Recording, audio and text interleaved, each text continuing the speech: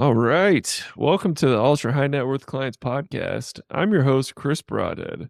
Today, we have the unique pleasure of talking with two incredible business owners, partners, and still best friends, Ryan Christiansen and Vikas Khorana. Ryan and Vikas, can you introduce yourselves and tell us a little bit about you? Goss, why don't you take the floor first, please? Um, yeah, my name is Vikas Khorana. I'm a co-founder at Ntooitive Digital. I think I'm the geek in the room, so I'm the technology background, operations background guy. And the way our partnership came into being was we met at a publication in which we were trying to create digital companies. And we've done it so many different times in so many successful ways that when the last M&A happened, we looked at each other and we basically took a parachute in terms of forming our own company so that we do not have the regret at the end of the life saying, could have, should have, would have. So that was the initial seed of Intuitive. And what that has come to be is a very fruitful 10-year startup. And we're still startup, we're still nimble, and that's what we are. And from a personal standpoint, I have a lovely wife with two kids, two boys, one becoming a teenager and the other one still growing up to be what he wants to be. So that's me on a personal note, right? Awesome. Hi, Chris. Ryan Christiansen here, co-founder alongside Vikas. Really started my career in the media industry at a pretty unique time. As digital was coming online, starting to really start to disrupt a lot of traditional means. So was a really interesting time. Uh, but I wouldn't change any of the experience I gained prior to starting Intuitive for anything, because I think it's been a really well-rounded education, if you will, outside of being educated in school. That put me in a position, really to leverage a lot of those skills and experience in building out a company. And from a young age, I've always had what I call the entrepreneurial itch. So I always knew I wanted to start a business. Thankfully had the opportunity to meet Vikas, and it was kind of that, last piece of the recipe that was always missing that you were trying to perfect. But that really kind of put my mind at ease. Having someone alongside of you, to go through the fire with, because there's no doubts, in starting a business at times it's wonderful. At other times, it can feel like getting kicked in the where every once in a while. So um, just having someone along on that ride with you, picking you up when you're down and vice versa, I think is a really powerful tool and really a key area of our success. On the personal side, I have two children as well. Unlike Vikas, God blessed me with two daughters, one of which is becoming a teenager as well, um, and a lovely wife at home. And I think talking about our families is an important aspect of this, because anybody who knows who's jumped out and started their own business, it's great to have the support of each other between Vikas and I navigating business relationships, but without that support at home as well, I really don't think we'd where we're at. So Hmm. Yeah, yeah. That's that is a common thread I've noticed through my podcasting career, not just on this podcast, but previous podcasts we've produced. But behind every great successful person who's just achieved, unimaginable success, is an unbelievable partner. So yeah, amen to that. No one seems to achieve any amount of success in a vacuum or alone. So yeah, I love that you included that. So you were both working for what company that you guys met at? So we were working at a company called Stevens Media, Mm-hmm. and Stevens Media, the main headquarters was based out of Las Vegas, is where we connected. Okay, cool. I think the main reason for the ride to come out was, as he said, as the changing of the guards was happening at the region at that time. I think there was a massive need for us to thrive and show our digital prowess and digital success. And so when he came in to create the sales arm of the agency, and I think that's when we saw sparks fly and things start to happen. And I think we took a fairly decent digital business and had it climb hundreds of percent over a short span of, I would say, 12 to 14 months time. And I think that's when we went through the M&A process and started Ntooitive. Yeah, I think just to add a little color there, Chris, it was a unique moment in my life in terms of a reflection point. I was born and raised in Colorado, Colorado native, didn't have too many reasons to leave Colorado.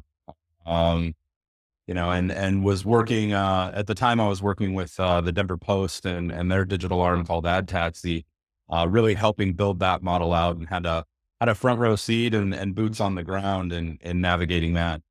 And it just so happened that the previous publisher of the Denver Post, took over at Stevens Media. And I think Stevens Media was in a unique position. The media business under Stevens, was a long tenured business, one they were very proud of. However, I don't think it was part of their future or part of their core going forward. So, I think there was an appetite really to prop the business up, and try to find a potential exit. So that's really what drove me out. I had essentially a 2-year plan of coming out to the desert, frying for a couple summers and heading back to the Rocky Mountains. And needless to say, um, you know, was able to stumble into a relationship and met Vikas. Had a hell of a time building out that digital offering. And as you can imagine at the time, this was, roughly 11, 12 years ago. The newspaper business was challenged then, a lot like it's still challenged today. So the success we've had in really building out and diversifying the revenue streams, driving new emerging technology and new emerging product offerings, into the business, greatly impacted the valuation, which really drove, that conversation forward. And I think, that's another experience going back to prior to starting Ntooitive that, both Vikas and I were fortunate to gain on navigating the M&A process, of a large media company, with buyers whose names you'd recognize. So that was one heck of an experience. So the way I like to really phrase it up essentially is both Vikas and I have always been, prior to starting Ntooitive, I'll use the term entrepreneurs. Essentially, we were always running our own businesses. It's just a matter of who we were running it for. Being an entrepreneur, we were running our own business and a digital agency inside of a media company. Really recognized and noticed the demand in the market, for sophisticated level services, but really with a super high focus on the ability to deliver. Because, at this time, 10, 12 years ago, every Tom, Dick, and Harry inside of a media company, inside of an advertising agency, nephew in his boxers eating Fruit Loops in front of his computer was becoming a digital expert, whether that was managing, Google paid search, Google SEO, navigating the changes that were coming in the display space. So, I think there was a lot of scorched earth as well. A lot of people that came out of the gates very early on, put solutions in front of folks that, they didn't have the ability to execute. And quite frankly, put a bad taste in people's mouth about, how to leverage the product offering. And I think that was really a core driver for us, and something we saw, in terms of being able to step out, really, build a business around not just, trailblazing products and technology and offerings, but a level of service that people could truly get behind, understand, and see value. Hmm. Awesome. Awesome. So, it sounds like you two kind of like you had a relationship. You were friends, like office friends.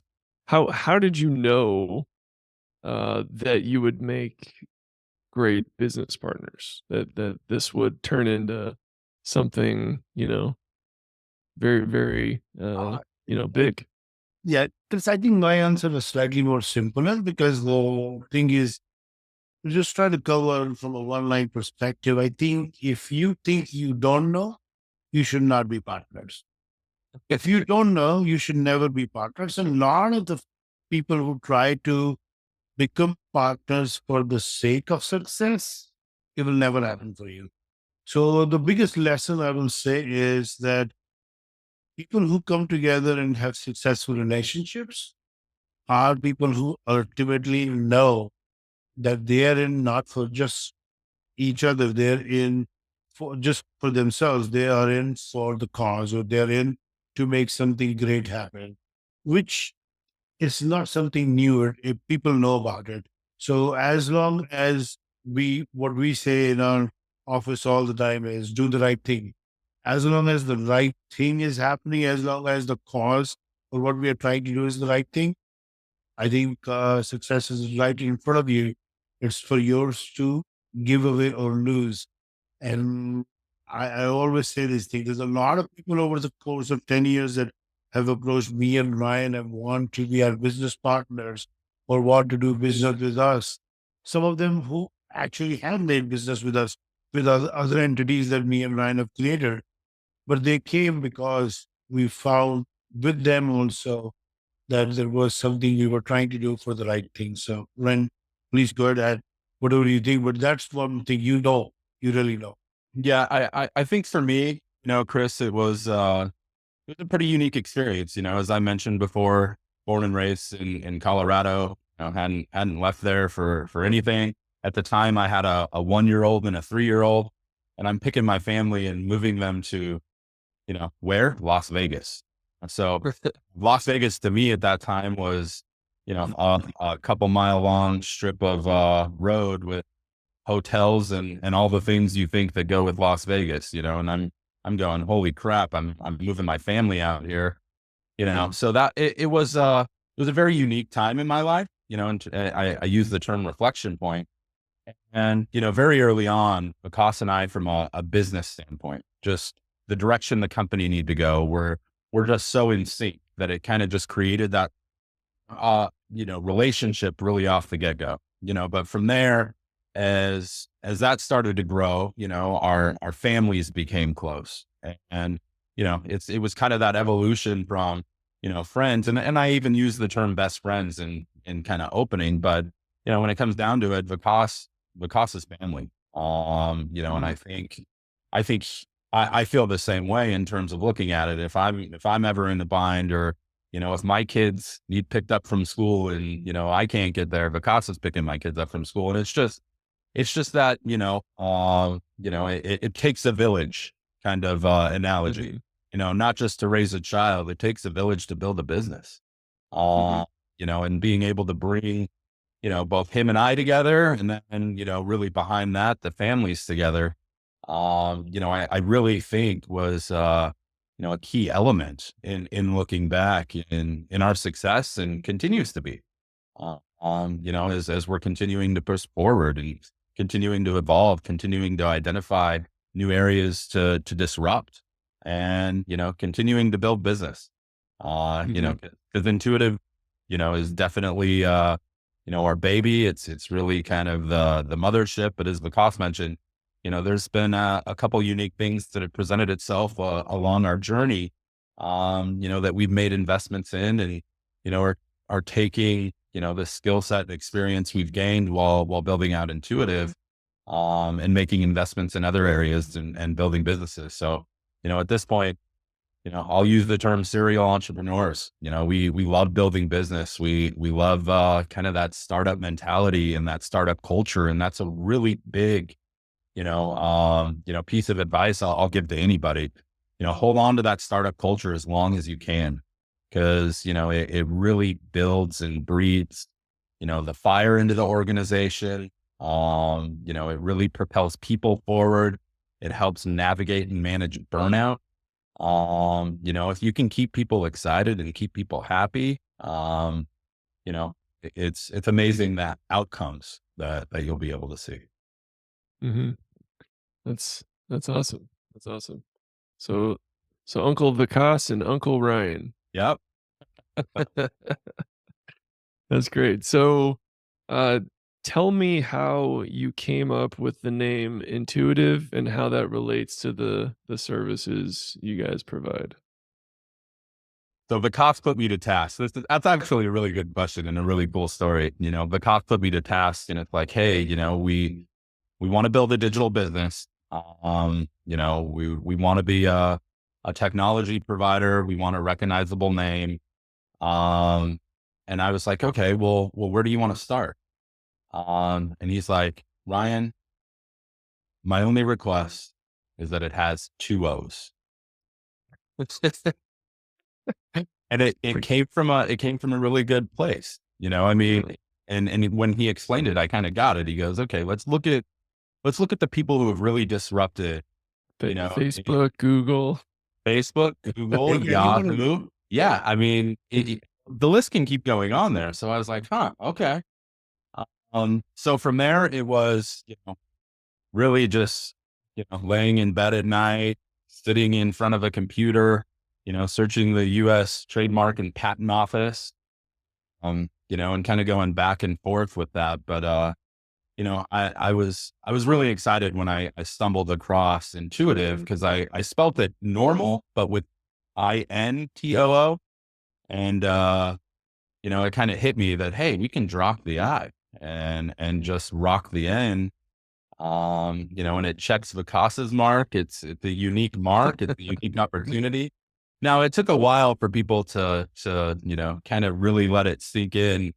A lot of folks out of the gate were calling us Ntooitive, but over time, and hearing it enough, kind of picked up on it. And I think it's unique enough, that it's identifiable, and one you can pull from memory. So yeah, so that was kind of the birth of the name, if you will. Mhm. What a great creative restriction to come up with a name. That's brilliant, Vikas. We I have love that. I think most everything that we have done over the years, just the end kept playing out. So any company we formed after that, any products we created, we just started using that as a methodology. So now when people throw names at us, we just throw them on the wall and see how they look like. So I think that, to Rai's point, I think it was more about having fun with the name. And that's what we really actually ended up doing. We're just having fun with the name and what the logo can look like, how will people use it. And after 10 years, I think, at least in the media industry, Intuitive is no longer an unknown name.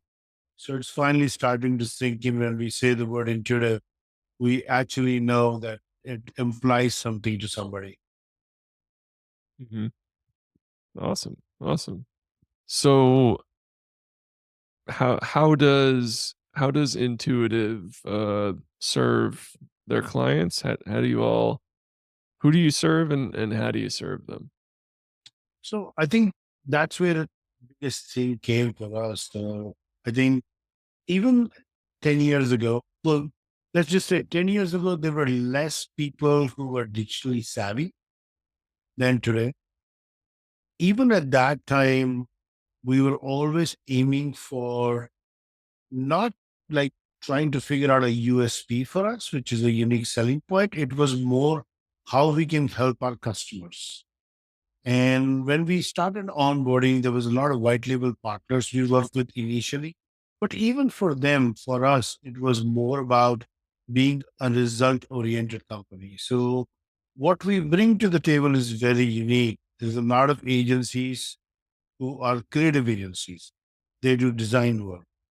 Then you have agencies that are purely related to PR work, so public relations. Let's make your announcements. Let's bring some celebrities. Then you have agencies that just do media buying, whether it's traditional media buying, TV, radio, billboards, on phone, things of that nature, or there are agencies who are buying PPC, Facebook, so Meta, Google, and all of those other platform, Trade Desk, what have you. I think for us, we started with offering our customers, and we still till date have stick to that philosophy that our 4C model is the most unique thing there is to offer. And that basically allows us to start with the first C being conversion, being result oriented. So understanding each business and what it result means. Is it butts and seats, heads and beds? Is it e-commerce sales of a particular product? Is it that I'm trying to do a branding message across? I'm trying to drive more people to a restaurant or more people to a store to buy furniture, or you try to replace Windows. It doesn't matter at that stage. It was all about understanding a business, B2B, B2C, didn't matter. Understanding what their conversion goal was, and then allow the other C's to sink in without going into too much detail.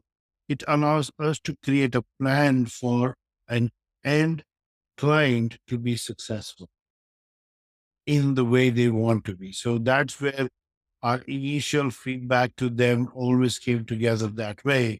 And last C I always want to mention, which is compute. And this is a statement Intuitive has said for 10 years.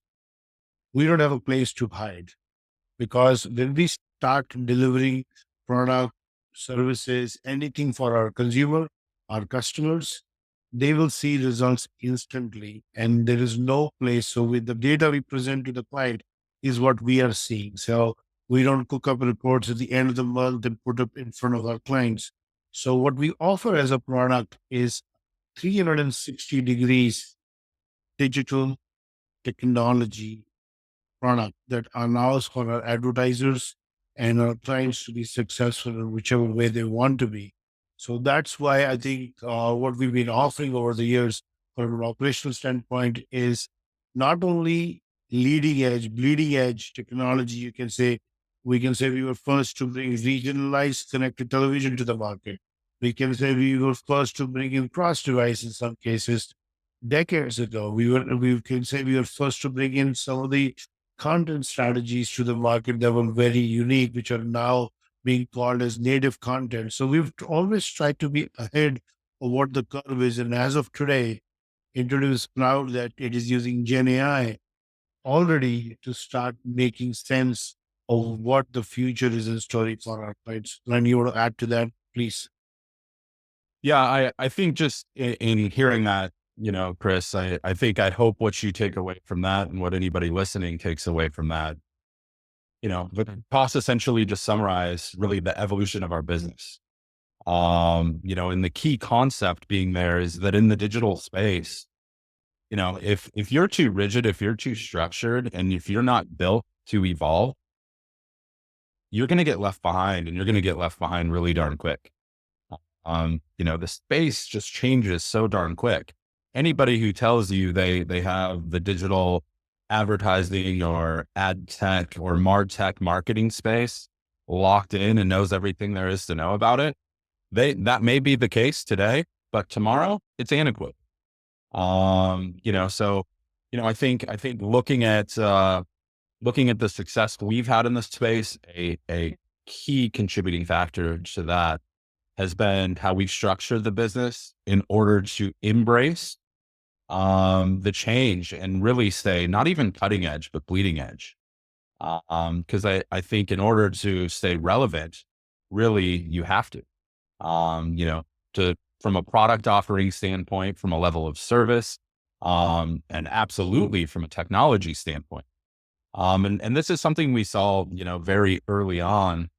I mentioned growing up in media, Vikas and I being entrepreneurs working inside a media company. So our natural progression in starting out the business was going out and partnering with other media companies, stepping in, essentially being a white labeled solution so they can take sophisticated strategies and product offerings to their end clients, while leaning on us to provide the know-how to deliver the results and execute, those strategies. And we're really darn good at it. Had a significant amount of success, and a lot of those partners who were our partners on day one are still our partners. But it also put us in a unique position and, almost an identity crisis, because we were running, you know, close to 1,000 campaigns on behalf of end advertisers. And, maybe 15 or 20 of them actually knew who Ntooitive was, because we were we were Oz behind the curtains. Their brands were forefront, but we were doing the fulfillment and execution. So, I think it was at that point, we decided to make an investment in really starting to build out, a sales model and a sales culture inside Ntooitive, to be able to take our brand to market and, leverage some direct client relationships where we could step in and not only provide them with a level of sophistication, a level of transparency that they hadn't seen from their previous partners, but really a team of business consultants. Because albeit, our core focus is in that digital ad tech, MarTech space. Running a business ourselves gives us a unique perspective and, can talk about, a value add equation. A lot of folks talk about, what's the value add? You hear that term a lot, specifically, in the M&A space, when folks are looking to raise money and trying to determine who the appropriate suitor is. Well, what's the value add they bring? What's the extra outside of just the capital investment that they bring to the table? And I think, the unique perspective and unique solutions that Ntooitive brings to the market, our value add for us is a differentiator.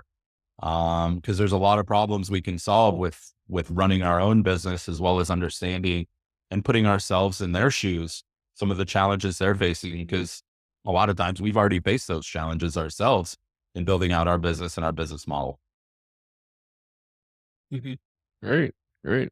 So is there a specific type of client that works best with you guys? I think that's a very, very interesting question, Chris. I think my response in this case might be slightly different than Ryan. Sometimes I think for an ideal customer, in my opinion, first of all, there is not a single business that we don't support. So whether you're talking about verticals of business, anything that comes in a B2C category will be easy. Anything comes to B2B category will be what we support. So from a verticalization of business, sure, I will say healthcare is something that we go after because you have a lot of case studies, you have a lot of clients who are in that area. But I will say for an ideal customer, for me, is a customer who's looking to be a partner, who has the openness to look at being a partner. And I'll give you the perfect example. I thought about this thing for the longest period of time. We use ADP for payroll. We use ADP Total Source for payroll. You have a company, not to be named, but that runs our 401k plan. Big name company, because that's what they do best and what they offer. So an ideal customer for me is a customer who's looking to do what they do and concentrate on that and look at us as a partner to help them in the space of what we provide to them. And that's my ideal customer, because if you make sandwiches, go do sandwiches. We'll make sure how to bring the people inside those four doors into your sandwich shop so they can eat the sandwich. If you offer a business consulting services, we'll make sure the phone rings or the phone gets turned so that people can come and avail your services of what you offer. And that's, in my opinion, an ideal client is who's looking for partnership with people who have the expertise. Similar to us, when we look at expertise, we're not HR experts. We want to do what we do best. We're not 401k experts. We want to do what we do best. And that's what we are looking for in an ideal client situation. Len, please go ahead. Yeah. So I think looking at ideal clients for us, and going back to my statement earlier, I think that's kind of evolved over time. looking at out of the gate, it was media companies and agencies who hadn't yet developed, a successful digital offering, to be able to diversify their existing revenue streams while putting a focus on end client results. And as we sit here today and have seen so many different businesses, um, partner with us, I think one unique thing where we really step in is we're last mile all stars. And what I mean by that is a lot of folks go out and they'll go to conventions or they'll talk to other colleagues, and they'll make a decision because it's, the popular decision at the time to either bring in, a big Madison Avenue agency or implement a piece of technology that, is world renowned, and some of them the largest companies in the world. And essentially what we find is with a lot of these larger type organizations and relationships is, their offerings and their ability to deliver, is there, but there's a lot of effort that's required on behalf of the business that they're partnering with. So all too often, what you see business owners making significant investments into tools like Salesforce, where essentially Salesforce, they're an amazing company. That technology is, second to none in terms of what it can truly do. But where it falls apart in a lot of cases in our experience is the folks who are making the decision to bring Salesforce into the organization essentially are given an easel, a paintbrush, and some paint, and are asked to paint their own version of the Mona Lisa. Well, what we found is a lot of them can get the outline done, but when it comes to the details, they fall apart on that last mile. So you have the decision makers, the executives coming in and say, hey, I need the ability to be able to manage my business down to the minute, down to the penny. And this is Salesforce is going to get us there. And it absolutely can. However, what you see is a 2-year implementation plan, and the implementation plan only gets 80% of the way there because you have scope creep, because the investment starts to take over the budget. So we found ourselves in really unique positions coming in and really focusing, both in our product development as well as our sales process, in clearly defining, end outcomes and ensuring we can complete the last mile. So that was a long-winded answer, but essentially, where we find ourselves really plugging in well, with our partners is folks, for example, who love the shiny objects. There's no shortage of shiny objects in our business. New technology, new product offerings, new names, new acronyms, in terms of ways of skinning products. But being able to cut through a lot of the fluff, if you will, and get down to brass tacks, and folks who are willing to listen, and hear that, I think really line up well with how we go to market, with how we approach business, and really how we think about business overall. Awesome. Awesome. I don't So know it, if it sounds, something your questions or not, but I think that's our core philosophy, basically. yeah. Awesome. Awesome. It sounds like there have been and continue to be a lot of very exciting developments in your space. Are there any specific tech or even outside of tech uh, developments in your industry right now that you're very excited about? I think that's a very interesting question. I think now you're asking the question of what intuitive is at its core, as its heart. And I can tell you one thing that we do, whether we do it quarterly, half yearly, definitely on an annual basis that's done, is we reevaluate where we are as a company, and we reevaluate what's happening in the market, what's the need of today, what's performing today, and what are the emerging channels. So how do we say it? We are looking over the horizon on what's coming. And as I mentioned, I think there's a lot of AI. Now, AI is being used in both success as well as failures, or basically, even if you look at the trustworthiness of AI is in a massive question right now. And so for us, what we are looking is how to make AI ethically available to our consumer. And that's what the next frontier is for us in terms of how it is coming through. I think I read in Harvard Business Review last week the recent article that they posted a survey in which 78% of the people still think AI is too much to handle and it will be used in the wrong way against them.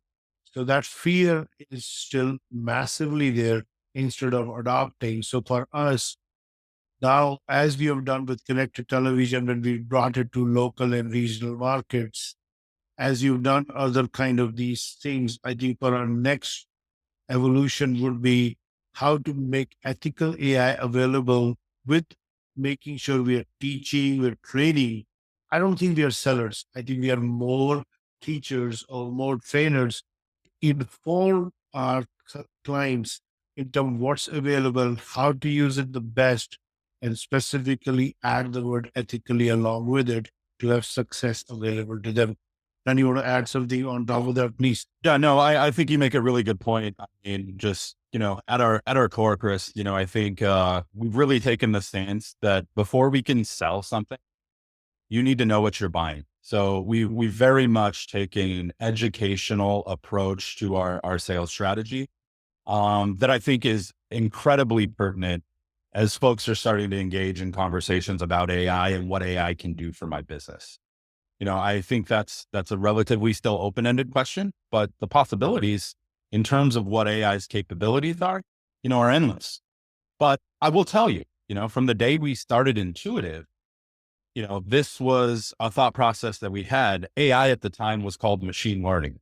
And, essentially, there's a ton of similarities between ML and AI. But nevertheless, we were applying those strategies out of the gate. So it's not necessarily something that's new to us. It's something that we're paying very close attention to, and not just the technology side of AI. I think the psychological side of AI is one where Vikas and I have leaned really big, and are in the process of embedding into the culture of Ntooitive. And I'll give you an example of that. Vikas used the word fear in terms of looking at AI and folks not necessarily trusting what it can do. And he's using the term ethically in front of the term AI. But I think one of the biggest keys for us, there's no doubt we are of the belief that AI is going to continue to evolve and revolutionize both our businesses and virtually all businesses worldwide. But that also creates a unique dichotomy and psychology on its impact of the people.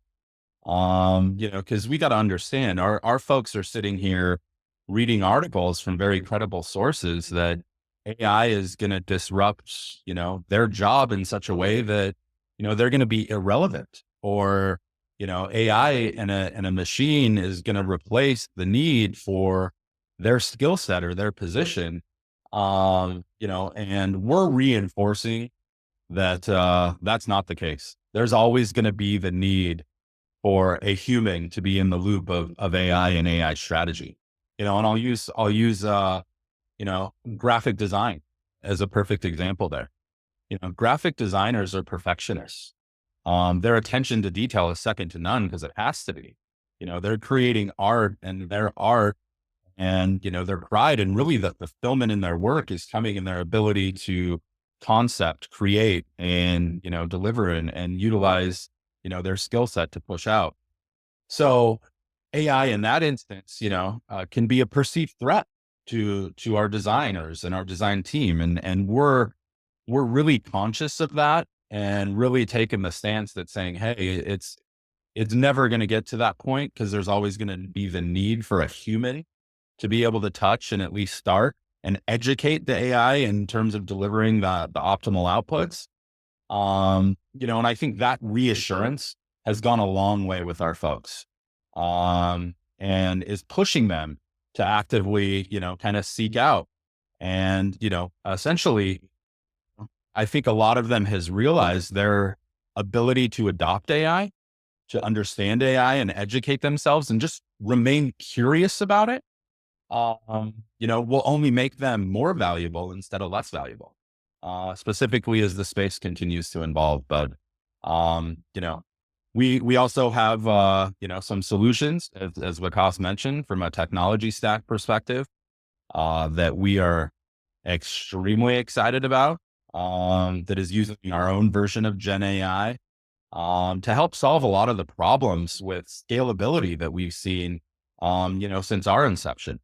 In the case of running omni-channel advertising campaigns in the digital space or even traditional space on behalf of end advertisers, asking folks to be Google experts, to be Meta experts, to be connected television experts, to be, at all the social networks, is a challenging task.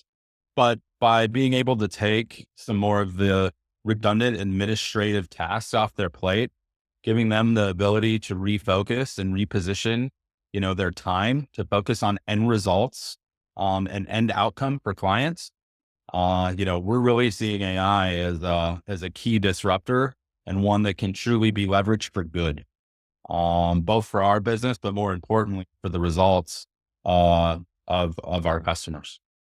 Mhm. Awesome. Awesome. Well, we are coming towards the end of we're actually over our allotted time. So I will, move to my final question. It is an open-ended question. You can take it in any direction that you like. And the question is, what are you guys working towards?